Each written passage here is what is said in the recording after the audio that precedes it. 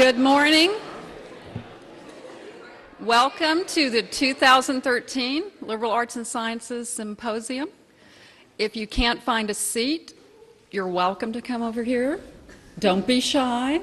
We would love for you to stand behind me, but come on and sit down. I don't want you to be uncomfortable. This is going to be a bit interactive, so it's perfectly appropriate to be there. I want to welcome our guest speaker, Dr. Catherine Lewis from Kennesaw State University. And we have a write-up about her in your program, so I'm not going to repeat anything that's already written.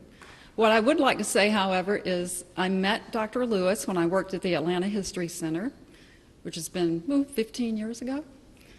And she's the first public historian that I ever came in contact with.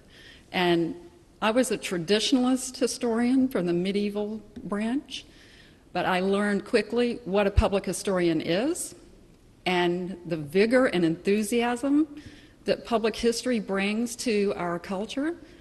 To me, it's one of the hallmarks of the liberal arts. It is what you are being exposed to at our school, how to put context into culture and how to examine culture and understand its context. So I think she's probably one of the most appropriate speakers we could find for today, and I'm really pleased that all of you are here. Thank you. This is your day to shine. Don't put a bushel over your light. I appreciate everyone who is here, faculty, students, tech support. It's taking the entire college to pull this day off. And I give you great thanks, and especially thanks to the library staff. So I will now get out of the way and let Dr. Lewis take over. Thank you.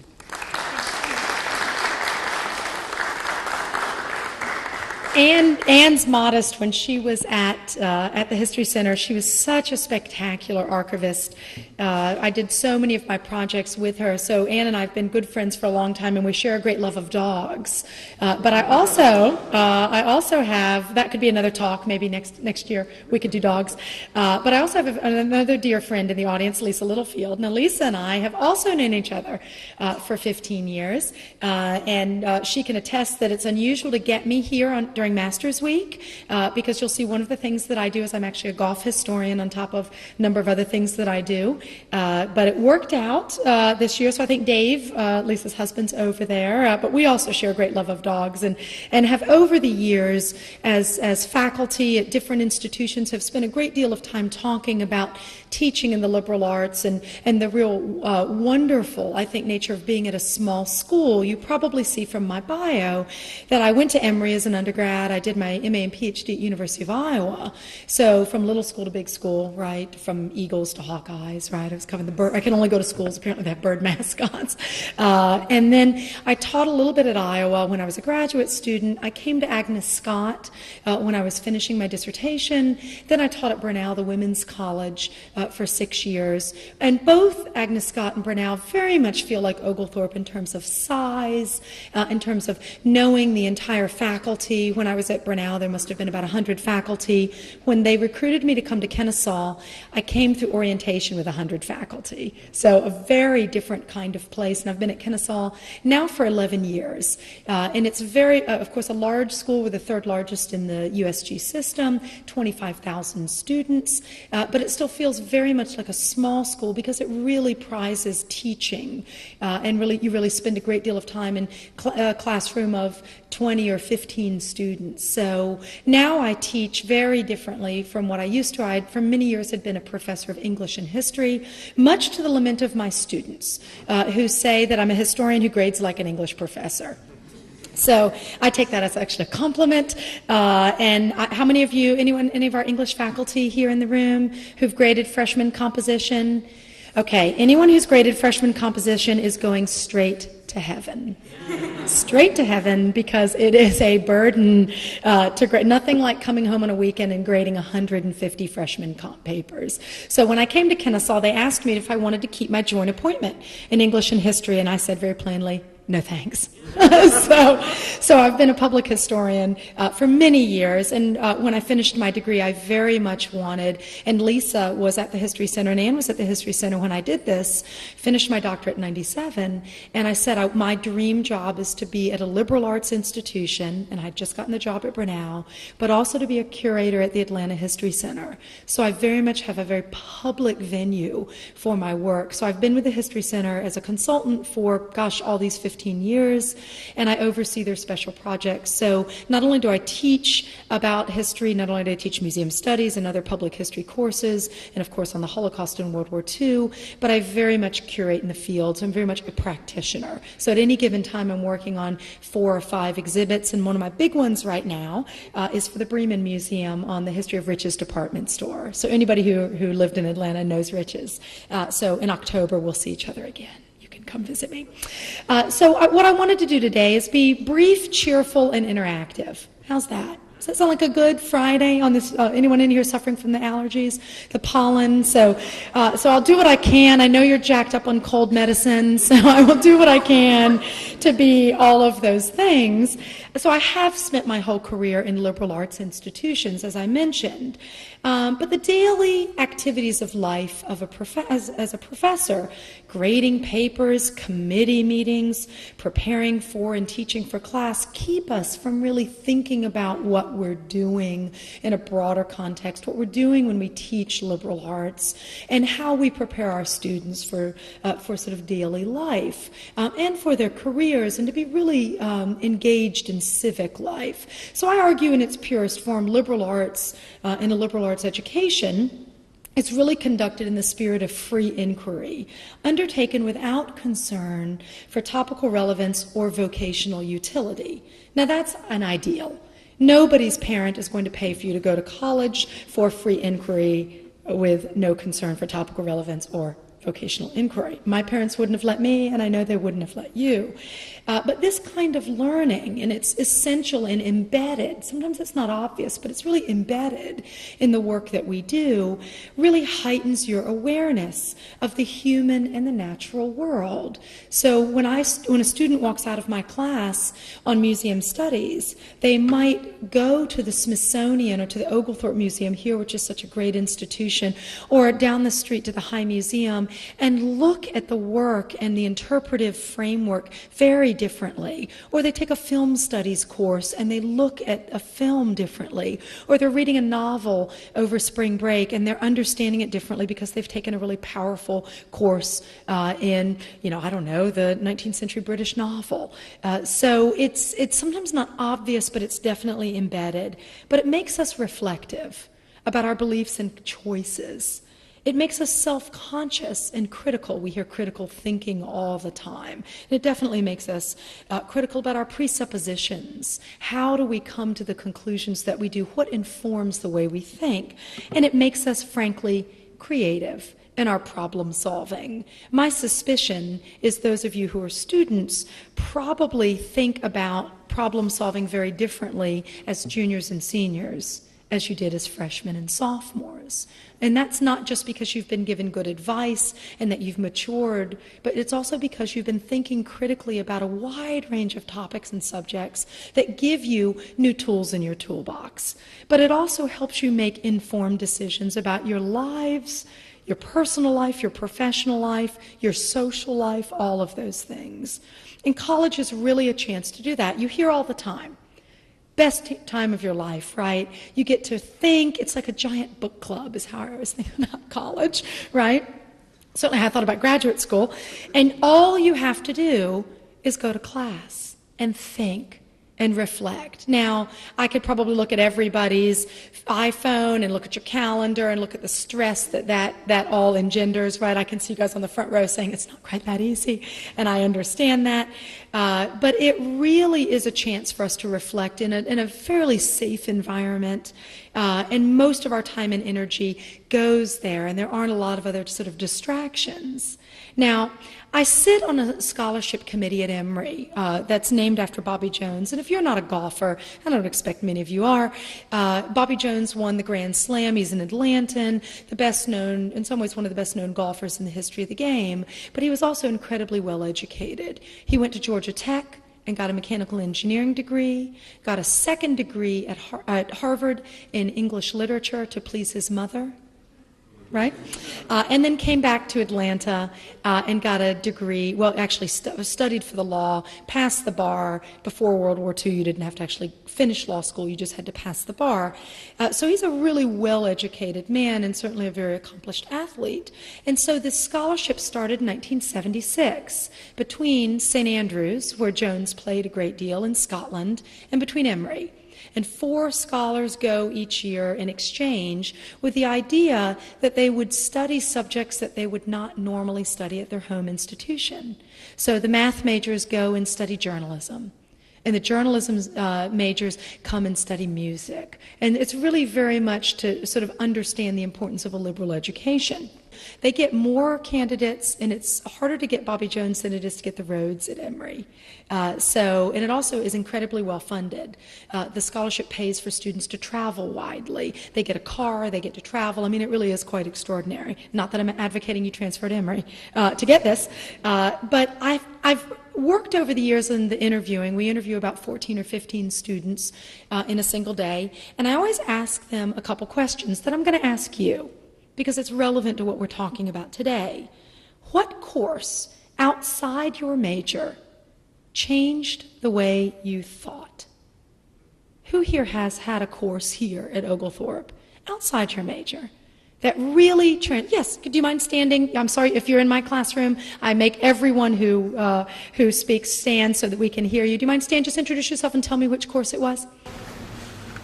My name is Kiri Kavina, and it was a history course, Vikings and Anglo-Saxon. Okay, what was interesting about it, and sort of what made you change, what changed for you?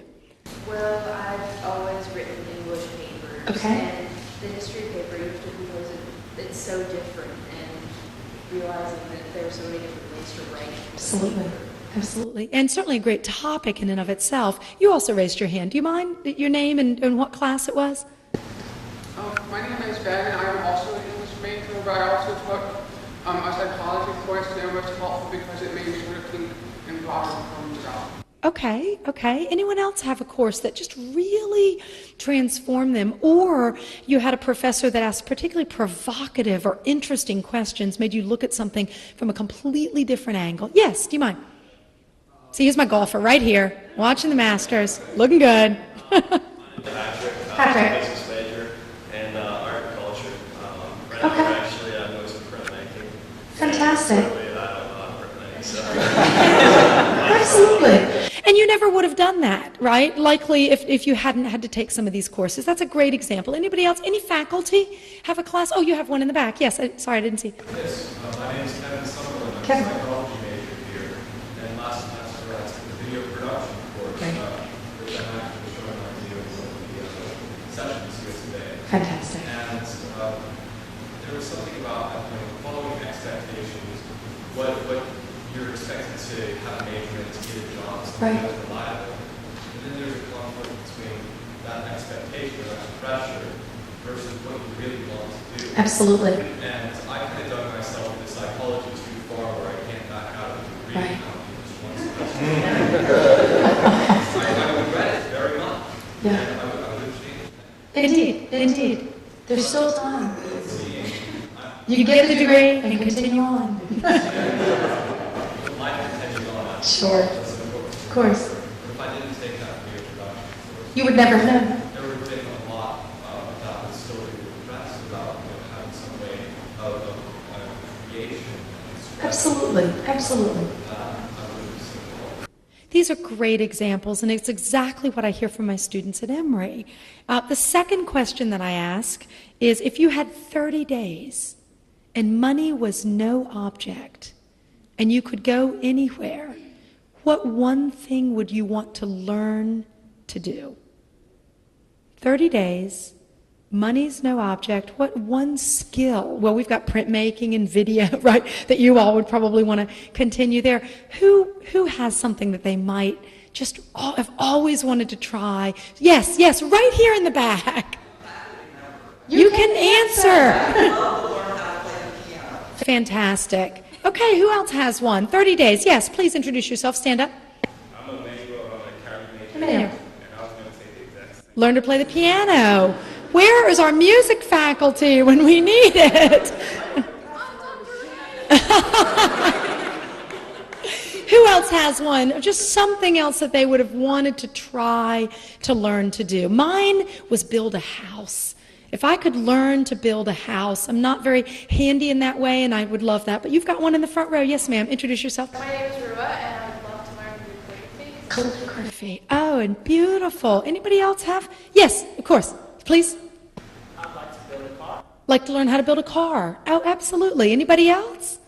These are great questions, and they're illuminating. So I often get my biology majors wanting to do astronomy, my historians wanting to do film, and I get answers to the build a house, learn to fly. Many people say learn a language, right? I actually had one learn to grow indigo and learn traditional dyeing methods in Aboriginal, Australia. I thought, you've really thought this through, clearly.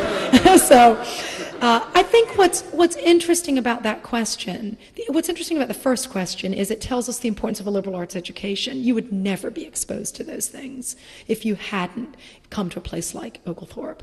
What the second one tells me is the importance of lifelong learning. And that's what a liberal arts education trains you to do, to really be a lifelong learner, to continue to try to pick up a new sport, to try piano, to consider a language, all of those things. And when you are forced to try, and I use forced deliberately because we all have to take physics, right? It's my downfall. But it forces you to look at things differently. But when you're forced to try them, it opens your world. It makes you think. I know we've already talked. We've already discussed. We've already had that conversation. There's still hope. There's still hope. So for the next couple minutes, what I want to do as the historian that I am, I can't resist, is put a liberal arts education in a little bit of historical context. So if you think about American colleges before the Revolution, and I mean the American Revolution, right? We're going back, folks, going back. You would study really ancient and medieval sources. You would follow the tradition of Oxford and Cambridge, and the curriculum would be what we now know as sort of the traditional classics. Rhetoric, mathematics, Christian ethics, philosophy. That was really what an education looked like. And it would train you for the church or some learned professions. And it was very limited to a very select few had that kind of opportunity to be educated. In the 19th century, especially toward the end of the 19th century, higher education responds to the Industrial Revolution and really starts to think about how do we create citizens that can help develop the nation. And you get two structures. You get your research university, and a liberal arts university is kind of a subcategory of that. And you get a land-grant college, which is very much an American phenomenon. And that becomes the sort of 19th, early 20th century invention, with the idea that agriculture and engineering would help sort of create the new nation. Now, the undergraduate colleges survive this, and they look at these traditional liberal arts curricula, and they think about these modern disciplines. So the classics give way to art and sciences. And there's all of a sudden this new sense of a common set of courses, that everybody's going to march through the same classes. Now that gives way to the development of really majors, which is what we now know today, right? We all do sort of general kind of education courses, and then you go one direction or the other, psychology, business, mathematics, physics. And after World War I, as we sort of become isolationist, right, and we start to refocus internally on domestic policies, we start to look again at civic and social education. And we sort of start to think about kind of American pragmatism and empirical and experimental approaches to education to engage students in the importance of a democratic society. So these trends evolve. Now, World War II, of course, is going to interrupt this debate, but we come back after World War II and really, again, look at general education with a sort of a liberal arts emphasis. And that's really where we are now. We have not changed very much since World War II. New majors, biomedical engineering, things that we didn't have before. But where are we now? What do the colleges look like now in the last 30 years? What's changed? Well, enrollment has changed. 40% more people go to college than they did in 1970. So it's really very democratic, right? The idea that college should be democratic. Much of that enrollment is happening at places like community colleges, right? We're very much seeing that as a major movement. And education beyond high school is the norm. For my grandparents, it wasn't, right? But for my parents, it was. Both my parents graduated in 1958, and the idea that you would go on to college was increasingly common. So we see that. In 1973, 65% of high school graduates, 65% were enrolling in college. Now that's extraordinary. I mean, those are really big numbers when you look at it. And access to college changes. The average level of academic preparation, your SATs and your ACTs, numbers go up, and more people are taking them, telling us that more people are going to college. But we also have a different trend. How many of you have a job in some capacity? That's fairly, raise your hands, faculty. We hope you have a job. But students often attend part-time. Right, that's a new trend, and they're working 20 hours a week, sometimes on campus, sometimes off. But enrollment for students under 22 is going up, but also students in their 40s and 50s and 60s, you can go back to school, right? And nearly 3/4 of freshmen surveyed in 1999 said the ability to get a good job and make money was the reason they went to college. 3/4, 75%. Now, I ask a question in every class I teach, and it's been revealing, and it's been consistent in the 15 years that I've been in the classroom. If everybody made the same salary, how many of you would change your major? Right here, our psychologist. Okay. Let me tell you that about 50% of my students raise their hand. What does that mean for us? 50% would change their major if money was not the driving force. What does that mean? What does that tell you about the kind of job you're about to take on in the kind of profession? 50% of people are going to be dissatisfied with the work that they're doing. And how many of us as faculty counsel students all the time? What's some advice that you give them about choosing their major? Charles, what have you told your students over the years? Paycheck's the most important thing? Follow your passion. Absolutely. Absolutely. Anybody else give different? At least I know you for years given advice to students. What would you say to them? You'll only be in this place at this age once in your life. Absolutely. Absolutely. And it's common for you to change your job. So being trained well in a liberal education means that you can often maneuver between fields versus getting a very, very narrow degree in radiology, or become like a radiology technician. That means that's all you can do. You get a degree in history, you get a degree in philosophy or communications, and you might maneuver between a nonprofit, between a university, between a business world, right? You'd have all of those opportunities. So think really carefully about what you choose and how you choose it. Anyone been following the trends of students going to law school? Right? There's a huge trend of students going to law school and ending up with a couple challenges. Huge debt, right? Not able to get a position.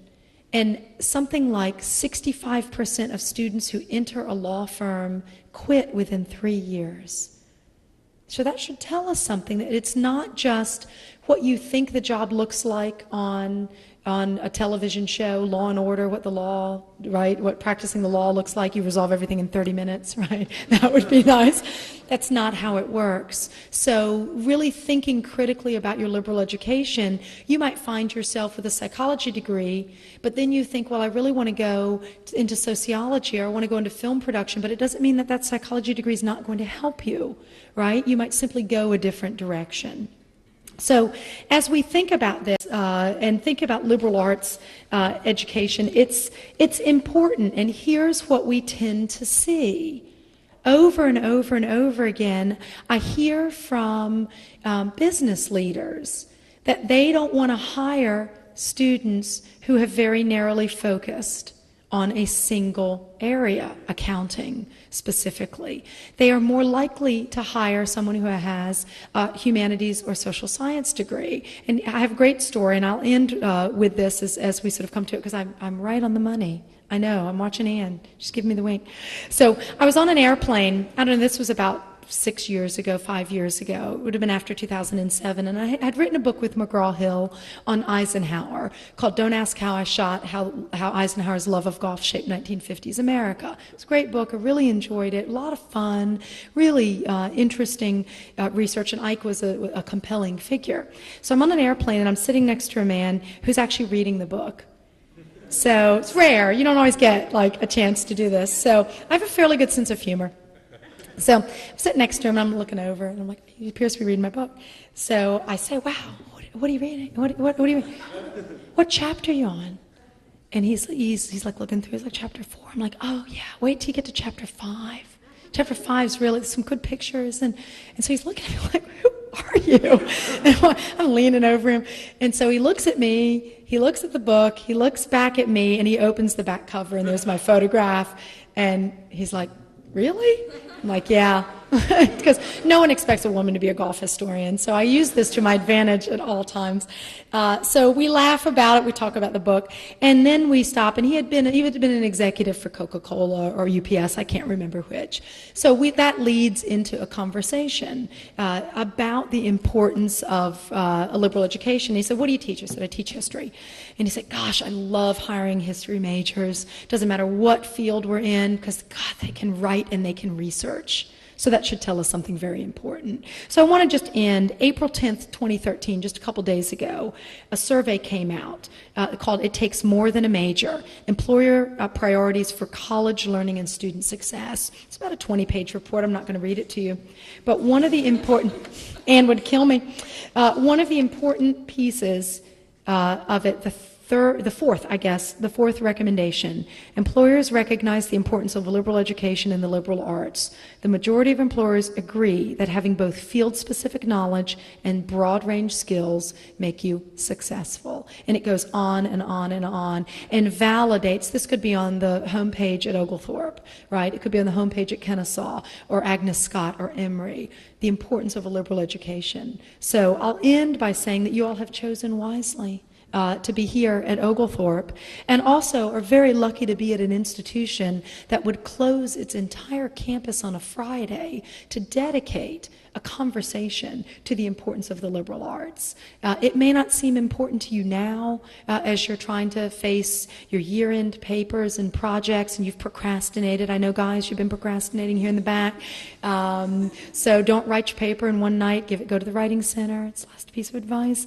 But you will come to value it. And I find myself, even being in this field teaching, I value my undergraduate education at Emory more and more each day, especially as the price goes up. Thank you all so much.